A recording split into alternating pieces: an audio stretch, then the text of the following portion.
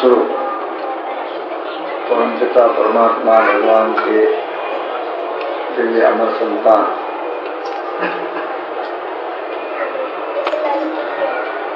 मानव जन्म एक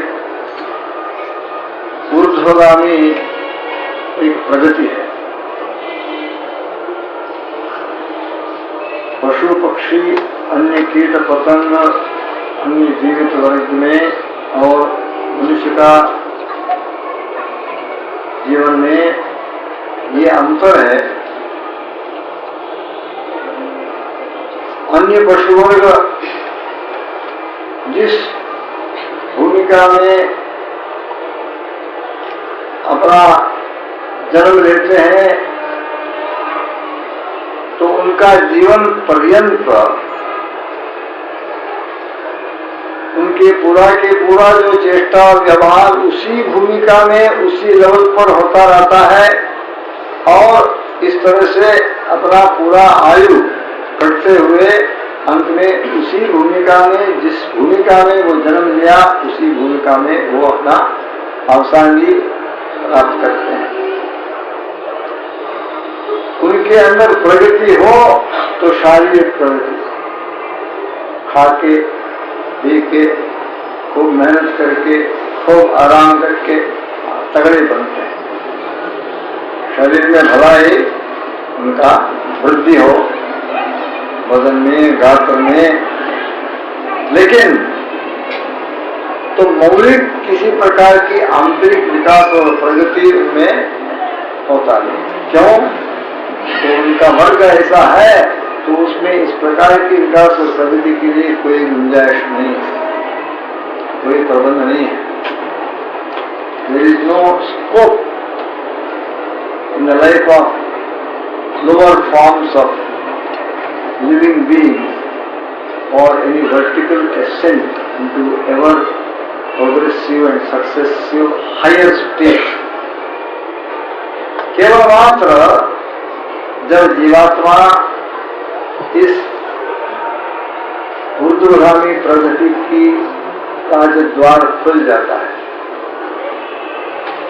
attaining human status, the doors are one wide open for the individual soul to start an upward ascent, progress ever higher and higher, higher states, higher levels of living, knowing and being। और इसकी सीमा कहाँ है? इस प्रकार की ऊर्ध्वगामी जो प्रगति है इसकी सीमा कहाँ है? कहाँ इसका सीमा भगवत आकार अवस्था को प्राप्त करने तक है। विवेकानंद स्वामी ने कहा each soul is potentially divine and you are all gods in the making। आप सब वास्तव में दिव्य हो और आपके जीवन की वास्तविक स्वरूप और अर्थ यही है, तो आप दिव्यता की ओर, परिपूर्ण दिव्यता की ओर आप प्रस्तुत हैं। आपका सफर शुरू हो गया जिसका मंदिर है परिपूर्ण दिव्यता, टोटल डिविनिटी। गुरु महाराज ने कहा divine perfection, divine perfection. This is the destiny of each individual human beings। Attaining human status, the individual soul is destined to divine perfection, nothing less than that,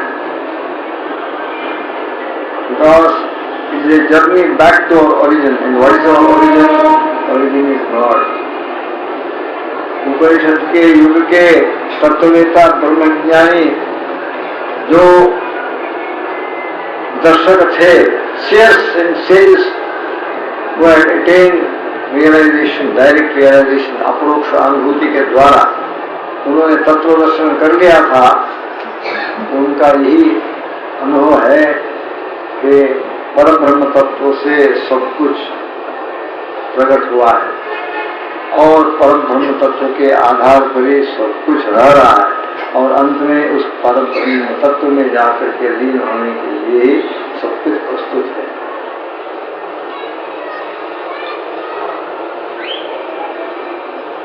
God, universal soul, भगवान, ब्रह्मन, ये हमारा आदि मूल है, ये हमारा सूक्ष्म अदृश्य आधार है, ये हमारा अंतिम जीवन के लक्ष्य है, अंतिम पहुंच है। हमारे जीवन तभी सफल होता है तो जाकर के पुनः जहां से हमने हमारा उत्पत्ति लिया वहां पर जाकर के पुनः जैसा नदी जाकर के सागर में मिल जाता है, इस प्रकार से हरेक जीवात्मा की ये महान परम सौभाग्य है। ब्रह्मत्व या भगवान में जो परिपूर्ण दिव्यता है उसी परिपूर्ण दिव्यता की प्राप्ति और ये जो ऊर्ध्वगामी प्रगति हरेक जीवात्मा के जीवन में स्वयं बिल्ट इन, उसके लिए क्षमता, उसके लिए जो कुछ सामग्री चाहिए भगवान जीवात्मा को जब यहाँ पर भेजता है तो साथ साथ सामग्री को मिल जाए। मुख्य सामग्री क्या है? हरेक जीवात्मा की मानव व्यक्तित्व में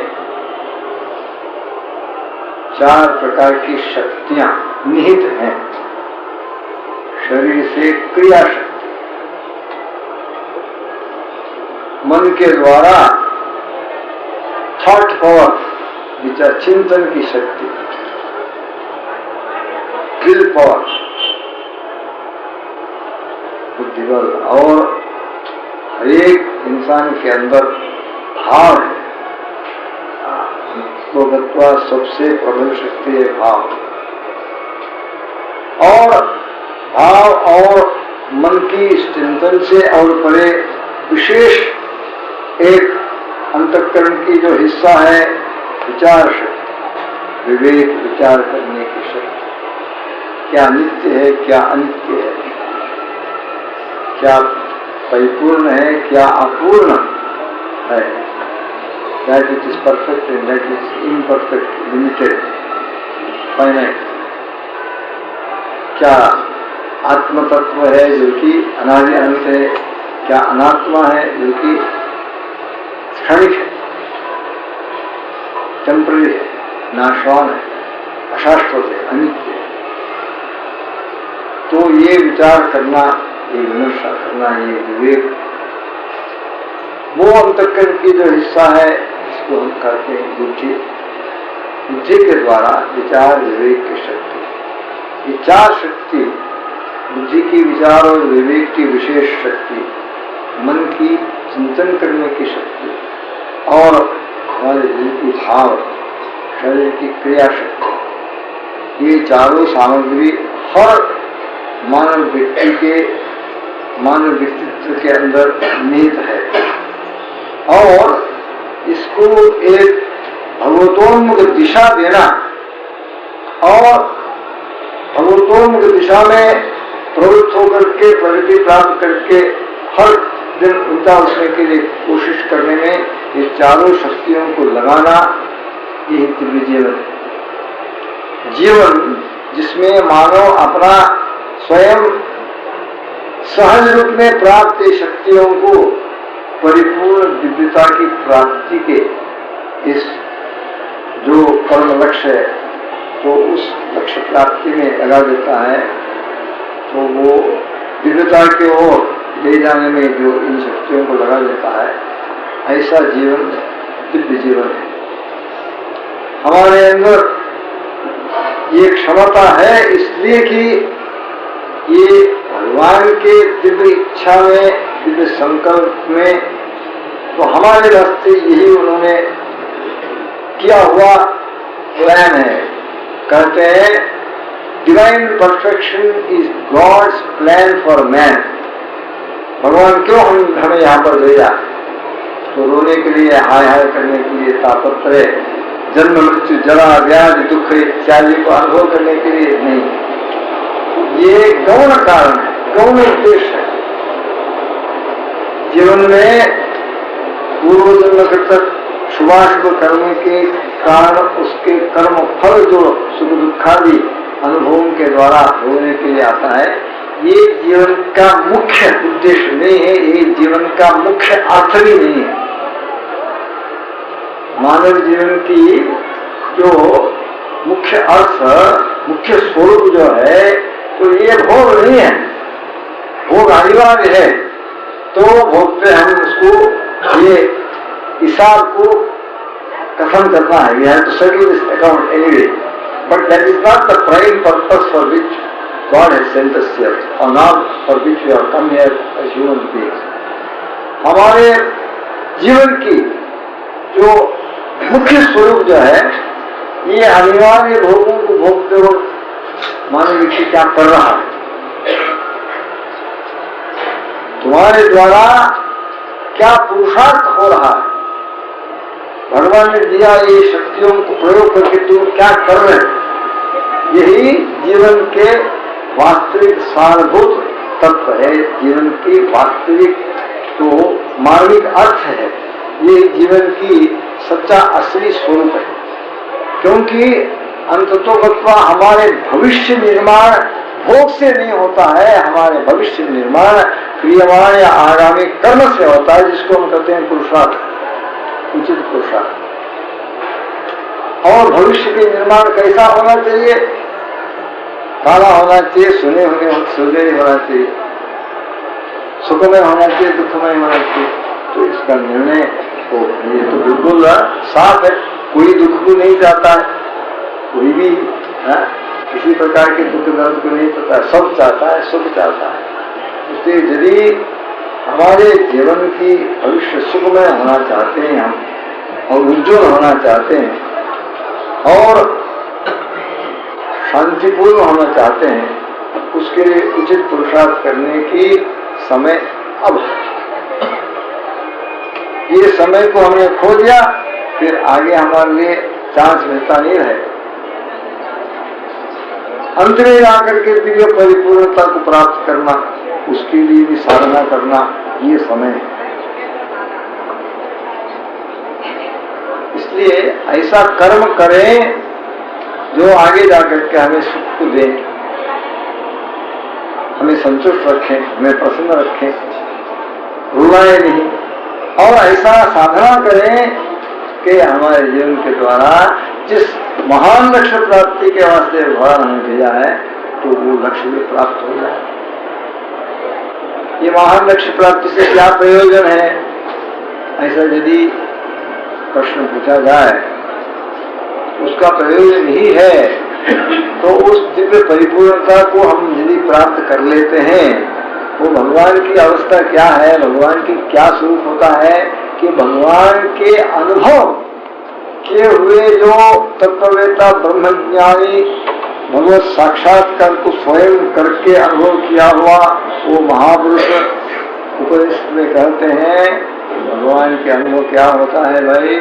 बोलते हैं कि भगवान की अनुभव केवल 100% केवल आनंद होता है, अवर्णनीय दिव्य आनंद स्वरूप ब्रह्मा है। ब्रह्मा की स्वरूप क्या है? अद्भुत आनंद, अवर्णनीय आनंद, अतुल्य आनंद और केवल दिव्य आनंद। वो आनंद में किसी प्रकार की अन्य तत्व का मिश्रण नहीं है।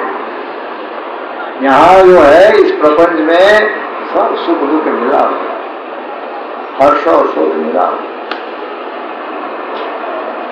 केवल अनुभव नहीं है। सुख चाहते तो दुख उठाना ही पड़ेगा, दुख के कारण सुख है, लेकिन ये द्वंद्व से परे जाकर के केवल आनंद ही आनंद को हम प्राप्त करना है, अनुभव करना है, उसी में हमेशा के लिए स्थापित होना है। एक ही उपाय है, जो केवल आनंद स्वरूप पर ब्रह्म तत्व भगवान है, परमात्मा है, ईश्वर है, जिनको आप कहते हैं कि आप माता है, पिता है, बंधु है, सखा है, मेरा सब कुछ है, जिनका बारे में आप रोज रोज ये कहते हैं, लेकिन तो उनको अलग स्थान लेकर के रख लिया है। पूजा घर में ही उनको हमने सीमित रख लिया है। वो जिंदगी में हमारे व्यवहारिक क्षेत्र से भगवान हम जुदा रख लिया है, तो यही हमारा गलत है। तो इससे हम उनसे, उनके प्राप्ति से, उनके परम आनंद से हम वंचित, अपने आप को वंचित रख लेते हैं। यदि वो हमारा सर्वस्व है, हमारे जीवन में भी ऐसा बर्ताव होना चाहिए कि हमारा जीवन केवल मात्र उनके प्राप्ति के लिए हम बना रहे हैं। क्यों? हमारा सर्वस्व है। जीवन में टॉप प्रायोरिटी देना है उनको जिनको हम अपना सर्वस्व माना है। यदि हमारा सर्वस्व माना सच्चा है, पूरा दिल से है, भगवान का स्थान क्या होना चाहिए जीवन में? हम उनके केंद्रीय स्थान है। बाकी सब जीवन should go around him, he should occupy the central place. और हमारे मूल्यांकन में तो सबसे बड़ा मूल्यता किनको होना चाहिए? परम पिता परमात्मा को। और हमारे जीवन की दिशा क्या दिशा होना चाहिए? उनके प्राप्ति की भगवतोन्मुख दिशा हो हमारी चेष्टा के लिए। काया वाचा मनसा जो कुछ हमारा कर्म होता है तो सब भगवतोन्मुख दिशा उसको लेकर के उनके तरफ भागते जाएं और हमारे जीवन में प्रमुख स्थान और केंद्रीय स्थान उनको हम दें।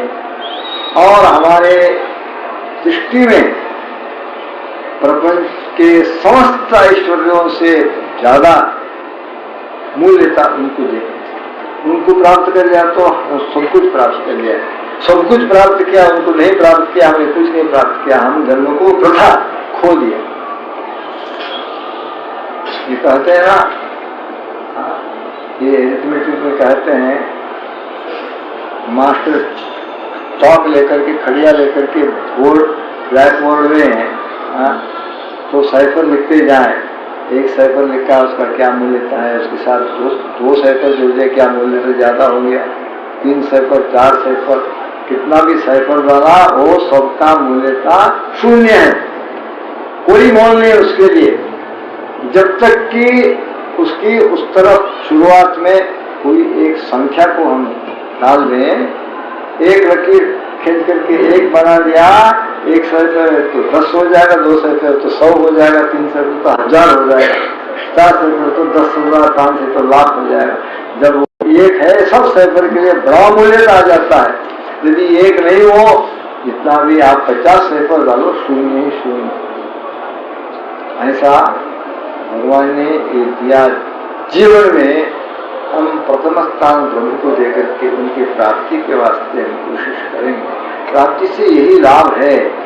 तो यदि ये संसार को हम देखते हैं, इतना कितना दुख है, कितना शोक है, कितना चिंता है, कितना संकट है, कितना तकलीफ है, ये सब तकलीफ से मुक्त होकर के हमेशा के लिए केवल आनंद का ही अनुभव में, हमेशा के लिए निरंतर, हमेशा अनादि अनंत काल तक हम अपने आप को स्थापित रखना चाहते हैं प्रभु की प्राप्ति से। और प्रभु के प्राप्ति से मात्र, केवल मात्र, अन्य कोई केवल आनंद के और नित्य तृप्ति के अनुभूति के लिए अन्य कोई रास्ता है ही नहीं। तभी तो हमारे पूर्वजों ने कहा, आया है मनुष्य जीवन को आया है तो भगवान की प्राप्ति के वास्ते चेष्टा करना है। तो अब तो समय जो है बड़ा विचित्र चीज है। कैसा मिनट, घड़ी, दिन, रात, हफ्ता, महीना, साल, उम्र कैसा चल जाता है किसी को पता नहीं। सोचने में ऐसा मालूम होता है कि कल ही हम छोटे बच्चे होकर के स्कूल किंडरगार्टन में जाते रहे, लेकिन अभी तो उम्र हो गया, अभी चलने की अवस्था आ गया। कैसा इतना साल गया पता नहीं, ऐसा ऐसे चल जाता है। ये भगवान की माया है। समय की जो व्यय है, आयु की जो क्षमता, तो आदमी को मालूम नहीं होता। इसलिए जो कुछ हमने जान लिया है, हमारे मानव जीवन की मूल्यता को जान लिया है, तो इस महान लक्ष्य की प्राप्ति के वास्ते हमें ये अवस्था मिली है, तो उस प्राप्ति के वास्ते चेष्टा करने में तो विलंब नहीं करना, देर नहीं करना, तुरंत उस कार्य में लग जाए। और ऐसा सत्कार्य में, साधना में, दिव्य जीवन में, सदाचार में, परोपकार कार्य में, जो कि हमें भगवान के निकट पहुंच जाता है, इस प्रकार की तो सात्विक सुंदर जीवन में लग जाने के लिए अभी ही मौका है। ये बहुत सुंदर अवसर है, क्योंकि कहा जाता है वो भगवान के अनेक स्वरूप है, भगवान के अनंत शक्तियां हैं। हर एक शक्ति किसी न किसी स्वरूप, एक साकार सगुण रूप में हम मान करके उसका हम उपासना करते हैं। वैसा तो सत्य सनातन वैदिक धर्म के जो अनुयायी हम हैं, हम एक ही भगवान में विश्वास रखते हैं, हम अनेक भगवान का विश्वास रखने वाले नहीं है। तो एक ही ब्रह्म है, एकमेव अद्वितीय ब्रह्मा। लेकिन तो उनको जानने वाले कई नाम लेकर के उनको पुकारते हैं, अनेक उनका नाम भला हो, वो एक अद्वितीय है। तो इस प्रकार के एक अद्वितीय तत्व जो परब्रह्म करते ईश्वर करते हैं, उनका अनंत शक्तियां, तो हर शक्ति किसी न किसी साकार सगुण स्वरूप लेकर के हम उनको मानते हैं। क्योंकि हमारे मानव इस मन की कमजोरी है, कोई किसी न किसी एक रूप के, एक आकृति की यदि अवलंब नहीं हो तो मन उस पर टिकने में बड़ा मुश्किल होता है। केवल सूक्ष्म अव्यक्त एक अदृश्य एक तत्व के ऊपर मन को टिकने देना ये बड़ा मुश्किल है, क्योंकि मन चंचल है और मन स्थूल है। वो सूक्ष्मता को प्राप्त करने में निराकार निर्गुण के ऊपर उसका उपासना भलाई हो, लेकिन तो 1000 में 999 जो आदमी है उनके मन में इतना ये सूक्ष्मता नहीं है, केवल निराकार तत्व के ऊपर उनका धारणा हो जाए। तो उसके लिए हमारे इस मन की जो कमी कमजोरी है, तो उसके कारण तो हर एक भगवान की दिव्य शक्ति को एक साकार सगुण स्वरूप लेकर के, ताकि मन के लिए कुछ न कुछ सपोर्ट मिल जाए, तो उसका उपासना करने के लिए, उसको उसके प्रति प्रार्थना करने के लिए, तो उसको ध्यान करने के लिए, तब तो उन्होंने ये साकार सगुण की का ये भगवान अपना असीम कृपा से प्रकट किया है।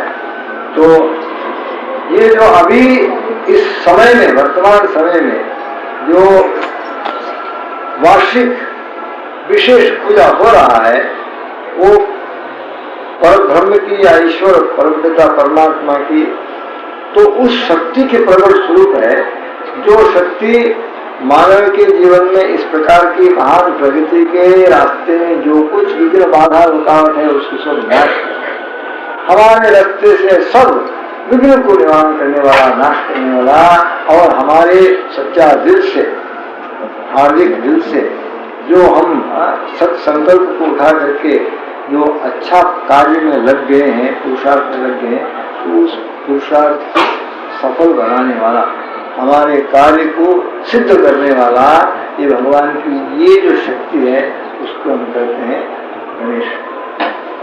परब्रह्म का ही प्रकट स्वरूप है। लेकिन परब्रह्म का किस प्रकार की शक्ति की प्रकट स्वरूप है, तो विघ्न विनाशक और सिद्धिदायक, इसलिए वो कहते हैं सिद्धि विनायक कहते हैं, विघ्नराज कहते हैं, विघ्नेश्वर कहते हैं। समस्त विघ्नों को नाश करके हमारे कार्य को सिद्ध करने की ये जो भगवान की एक शक्ति है, तो उसका प्रकट स्वरूप ये विनायक है, गणेश भगवान है। तो हमारे सौभाग्य है कि ऐसा मानव की पुरुषार्थ के रास्ते में समस्त विघ्नों को निकाल करके मानव के पुरुषार्थ को सफल बना करके उनके आशीर्वाद से सिद्धि को प्राप्त करके मानव जीवन परिपूर्ण करने वाला, मानव को अप्त काम और कृतकृत्य करने वाला, तो ये जो स्वरूप, उसकी जो विशेष पूजन के समय में हम ऐसा एकत्रित होना, तो भगवान की संकल्प बातों को आपके सामने रखने की मुझे मौका मिला है।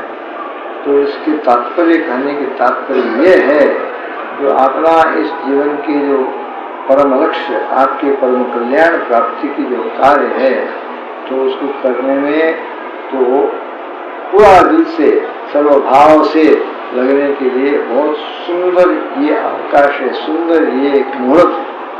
इस मुहूर्त में जो कुछ सत्संकल्प लेकर के हम साधना में, जीवन में उतर जाएंगे, परोपकार कार्य में उतर जाएंगे, भक्ति और भजन में उतर जाएंगे, योगाभ्यास में उतर जाएंगे, ये सब सफल होगा प्रभु के आशीष से, प्रभु की विशेष अनुग्रह कृपा से सफल होगा। इसलिए तो सब प्रकार की सत कार्य में वो प्रवृत्त होने के लिए ये सुंदर समय, ये मुहूर्त को नहीं छोड़ना, अपने आप के अंदर संकल्प कर लेना। तो ये 1984 के जो गणेश पूजा की पुण्य पर्व है, पुण्य काल है, तो इस समय में मेरे अंदर तो अपने मानव जीवन के विषय में, मानव जीवन की सच्चा स्वरूप के विषय में, मानव जीवन की सारभूत तत्व अनुभव नहीं है, लेकिन पुरुषार्थ है। ऐसा ये रात को जब मैंने पहचान लिया है, मैं पुरुषार्थ में लग जाना चाहिए। और पुरुषार्थ किस प्रकार के होता है? 2 प्रकार के होता है। हमारे बाह्य क्षेत्र में, व्यवहार क्षेत्र में समस्त हमारा व्यवहार को, काया वाचा मनसा जो कुछ हमारा कार्य है, तो उसको ऐसा दिव्य स्वरूप को दे दें, उसके अंदर ऐसा एक आध्यात्मिक क्वालिटी को हम ले आए, हमारा समस्त व्यवहार में भगवान की ओर ले जाए। समस्त व्यवहार की दिशा जो है भगवान से तो विमुख नहीं है, वो तोन्मुख बन जाए, ताकि हमारे घर के तो परिवार के बीच में जो कौटुंबिक व्यवहार है, हमारे उद्योग क्षेत्र में जो हमारे व्यवहार है, हमारे सामाजिक क्षेत्र में सामाजिक व्यवहार है, तो सबका दिशा जो है एक ही दिशा में, तभी जाकर के हमारे समस्त व्यवहार भगवान की दिशा को प्राप्त कर सकता है, धारण कर सकता है। तो हमारे तमाम जीवन के समस्त व्यवहार में व्याप्त रूप से धर्म की तत्व मौजूद होगा, धर्म के तत्व विराजमान होगा। धार्मिक जीवन इंसान को भगवान की ओर ले जाता है, धर्म की विपरीत चेष्टा इंसान को भगवान से वंचित कर देता है। इसी के लिए पुरुषार्थ चतुष्टय जब हमारे पूर्वजों ने किया, धर्म को सबसे प्रथम पुरुषार्थ बनाया। अरे प्रथम पुरुषार्थ तो एक दृष्टि से रोटी, कपड़ा, मकान है, ये बड़ा नहीं। Roti, kapda, makaan, it is not an end in itself. Roti, kapda, makaan is in order that you may use your life towards a noble cause and end and attain your great destiny. They have only a relative value in terms of reference to the high goal for which you have come. They become importance only with relevance to the ultimate destiny you have come to achieve. And if in this व्यवहार हमारे कमाने में, खाने में, पीने में, तो इसमें हम विषमता को ले आ गए, धर्म को भूल गए, बस our व्यवहारिक जीवन, प्रापंचिक जीवन will become our greatest enemy. It will become our greatest. Even Ganesh Bhagwan will not be able to remove the obstacles we are creating for ourselves day after day. Therefore, we have to cooperate with God and help Him to help us by walking along the path shown by our ancients. तो व्यास भगवान ने कहा, वो 18 पुराण लिख करके, ब्रह्मसूत्र लिख करके, महाभारत लिख करके कहा अंत में, देखो मानव चाहता है सुख और मैं बताता हूं उनके रास्ता। सुख हो, यदि तुम सुख चाहते हो तब सुख प्राप्ति के रास्ता है धर्म। जो धर्म को अनुसरण करता है उनको सुख मिलेगा, आज नहीं तो कल मिलेगा ही, ये बिल्कुल त्रिवार सत्य है। लेकिन हम चाहते हैं सुख, लेकिन हम करते हैं ऐसा व्यवहार क्योंकि सुख से हमेशा के लिए वंचित करके। ये बड़ा आश्चर्य है, सुख चाहता है, हम बताते हैं रास्ता, लेकिन ऐसा रास्ता पकड़ता है जिसमें दुख को ही वो पा सकता है, सुख को नहीं पा सकता। इसलिए हमारे व्यवहार में व्याप्त रूप में धर्म को हम बने रखें, तो हमारे व्यवहार हमें भगवान को ले जाएगा, दिव्य जीवन है।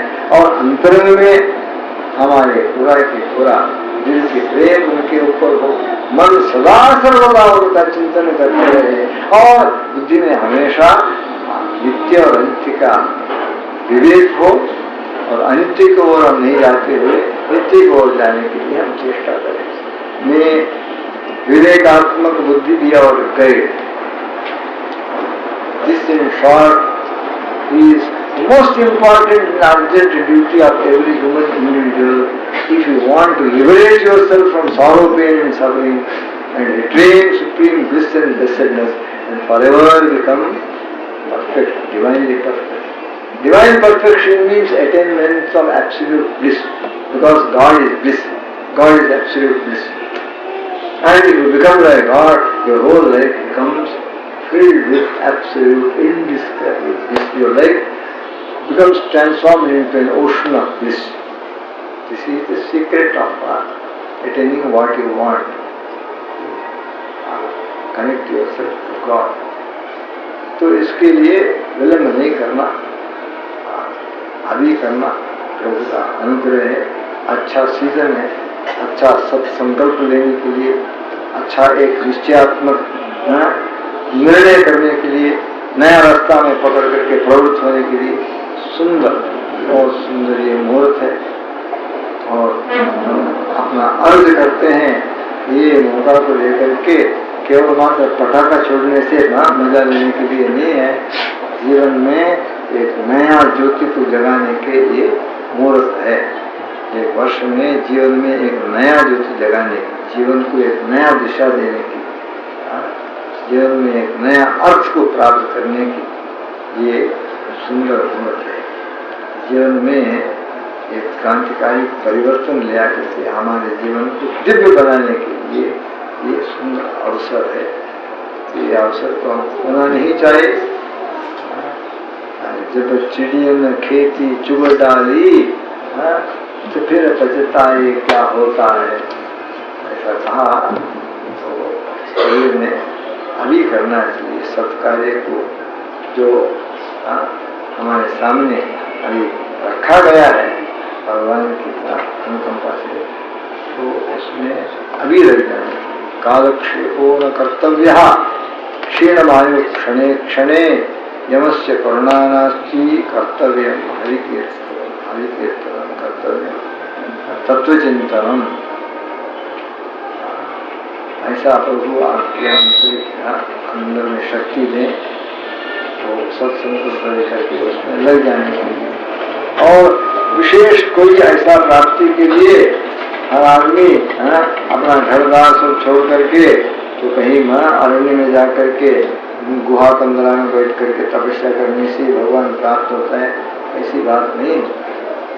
यदि हमारे सर्वसाधारण जीवन को इस प्रकार से धार्मिक बना करके भक्ति भाव के द्वारा दिव्य बना दें तो इसी सर्वसाधारण जीवन ही भगवत प्राप्ति के लिए एक सोपान बन जाए।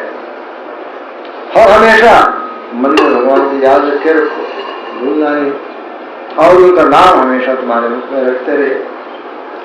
भगवान और भगवान का नाम में कोई अंतर नहीं है। भगवत नाम जो है भगवान का साक्षात भगवत स्वरूप है। ये वेदांत भी इसको पुष्टित करता है। जो प्रणव है, जो अप्रगट, जो एकमेव अद्वितीय अवस्था से तो अनेक बनने को तो संकल्प करके शुरू किया। सबसे पहले ये आद्य स्पंदन, ये बहुत अत्यंत पवित्र एक नाद के रूप में प्रकट हुआ। उसको प्रकट स्वरूप परब्रह्म कहते हैं। ये प्रणव, इसलिए उसको कहते हैं नाद ब्रह्म या शब्द ब्रह्म। और जितने भी भगवत दिव्य नाम और मंत्र है सब प्रणव की रूप रूपांतर है, साक्षात प्रणवाकार है, इसलिए वो सब दिव्य है। भगवान की पूरा दिव्य शक्ति हर एक नाम में निहित है और भगवान और भगवत नाम एक है, दो नहीं है। इसलिए निरंतर जो भगवत नाम को अपना इसमें रखता रहता है उनके अंदर आध्यात्मिक विकास और जागृति आ जाती है, ज्ञान की अंधकार हट जाता है, ज्ञान की जोत चले जाता है। तुलसीदास ने कहा तो ऐसा ये नाम, भगवत नाम एक मणिदीप जैसा यदि तुम ये मुख में रख लिया, जो कि मुख तुम्हारे शरीर में प्रवेश करने की द्वार है, तो उस मणि को रख लिया तो तुम्हारा बाहर भी उज्ज्वल और प्रकाश में कर देगा, तुम्हारे अंदर भी उज्ज्वल प्रकाश कर देगा। और कहा मणिदीप, मणिदीप मैंने जलता नहीं, बाकी दीप जो है यहाँ करके मुंह जल जाएगा, जबान जल जाएगा, लेकिन होता है मणिदीप है, इसमें प्रकाश है लेकिन उष्णता नहीं, इसमें कोई हानि करने की ये नहीं है, केवल लाभ ही लाभ है। ऐसा नाम की महिमा हमने कर देते कहा, ये नाम ये प्रकाश जो है कहा शरीर के प्रवेश स्थान में निरंतर अंदर बाहर तुम जोश से भर जाओगे। निरंतर नाम रखना भगवत प्राप्ति का सुलभ उपाय है। तो हर संत, खास करके महाराष्ट्र में जितने संत आए हुए हैं कहते हैं, तो नाम की ऐसा प्रभाव है, निरंतर नाम के रखने से जहां पर तुम है वहां पर भगवान आकर के तुम्हें दर्शन देगा। सुलभ साधना है नाम संकीर्तन साधन पैसों पे जलत पापे जन्मांतराच नगरे सायास जाए वनांतरा सुख हेतु घरा नारायण। बहुत प्रयास करने की जरूरत नहीं है, वनवास में जाकर के बैठने की जरूरत नहीं, जंगल में आसानी से जहां पर तुम घर में है तो वहां आकर के भगवान तुझे दर्शन देता है, जैसा कि पुंडरीक को दिया। और हर वक्त रखते रहना चाहिए। हरि बोलता हरि बोल जाता, उठता बसता हरि बोल, हरि बोल देता हरि बोल घेता, हंसता खेलता हरि बोल। हरि बोल एकांती हरि बोल लोकांती, देह त्यजता अंति हरि बोल। देह त्यजता अंति हरि तभी संभावना है यदि हमेशा हम बोलते हैं, तो आदत हो गया तो अंत में आता है, नहीं तो आदत में नहीं हुआ तो अंत नहीं आएगा। आदत नहीं किया तो जन्म में है पूरा के पूरा जन्म है, तो अंत में कई प्रकार के व्यवहार की चिंतन आएगा, बैंक बैलेंस का और पोता का नाटक इसका, लेकिन इसका नहीं आएगा। इसलिए हम हमेशा बोलते रहने में हरि बोल एकांती हरि बोल लोकांती, लोकांती माने व्यवहार के बीच में भी हमेशा नाम रखते रखते रहो। देहतांती हरि बोल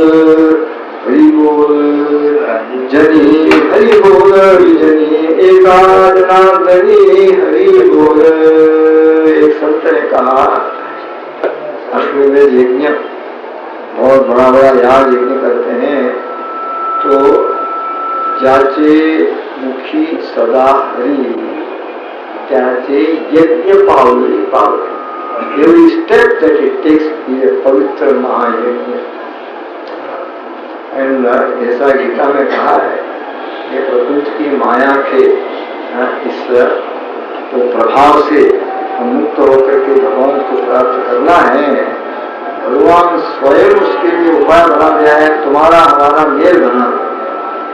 हमारे साथ तुम एक बार शेखा में कर लिया, मेरी माया तुझे सताएगी नहीं, तुम्हारा शेखा में पूरा के पूरा प्रपंच के साथ रहा, माया तुझे चक्कर काटे। पुनरपि जननम पुनरपि मरणम पुनरपि जननी जठरे शयनम। You will not be able to stop this wheel until you make a सौदा with me। मामे प्रपंचन्ते माया में काम करते, नहीं कि अन्य व्यक्ति। इसीलिए स्मरता नित्य हरि नवती माया काय करे। Those who are constantly remembering God, they do not have to fear Maya. What can she do to them? Because they are not a magic near which she cannot approach. Therefore, हमारे यही आज पवित्र पुण्य पर्व पर यही गणेश भगवान के सामने यही संकल्प हो, हे प्रभु, हे गणाधीश, हे गणाधीश, उनकी प्राप्ति के वास्ते हम अपना जीवन में व्यवहार करेंगे, चेष्टा करेंगे, पुरुषार्थ करेंगे, ऐसा संकल्प लेते हैं। तो इस संकल्प की सिद्धि में तो हमें मदद दो, आशीर्वाद दो, और इस रास्ते में जो कुछ विघ्न और बाधा हो उसको सब नाश करो, ऐसा प्रार्थना करके आज हम अपना नया जीवन को शुरू करेंगे। इस प्रकार की संकल्प। एक सार नाम हरि भज हरि, एक सार नाम ये अपूर्ण प्रपंच में क्षणिक तो नाशवान वस्तु पदार्थ की इस माया बाजार में कोई सार वस्तु नहीं है, सार तत्व नहीं है, लेकिन केवल मात्र एक ही सार सत्य है। वो क्या है? भगवत नाम है, क्योंकि वो एक ही सत्य है। आप ब्रह्मस्तंभ पर्यंतम मायामय अखिलम जगत सत्यम सत्यम पुनः सत्यम हरिर नाम केवल। सार तत्व एक ही है, इसलिए उसको पकड़ो। एक सार नाम हरि भज हरि, एक सार नाम हरि भज हरि, एक सार नाम हरि भज हरि, एक सार नाम हरि भज हरि। हरि हरि तेरी चिंता सारी, हरि हरि चिंता सारी, एक सार नाम हरि भज हरि, एक सार नाम हरि भज हरि। ये राम सीधे राम कृष्ण गोविंद, राम राम कृष्ण गोविंद, जप के आनंद पाओ मना, जप के आनंद पाओ मना, एक सार नाम हरि भज हरि, एक सार नाम हरि भज हरि। पंथ और सारे छोड़ दूसरे, पंथ और सारे छोड़ दूसरे, कृष्ण नाम गारे गारे प्यारे प्यारे, कृष्ण नाम गारे प्यारे प्यारे। एक सार नाम हरि भज हरि, एक सार नाम हरि भज हरि। जपे ज्ञान देव हरि नाम, जपे ज्ञान देव हरि नाम, हर्ष निराला पाया पाया, हर्ष निराला पाया पाया। एक सार नाम हरि भज हरि, एक सार नाम हरि भज हरि। हरे हरि तेरी चिंता सारी, हरे हरि तेरी चिंता सारी, एक सार नाम हरि भज हरि, एक सार नाम हरि भज हरि। सब है समान सब में एक प्राण, त्यज के अभिमान हरि नाम गाओ, हरि नाम गाओ, दया अपनाओ, अपने हृदय में हरि को बसाओ।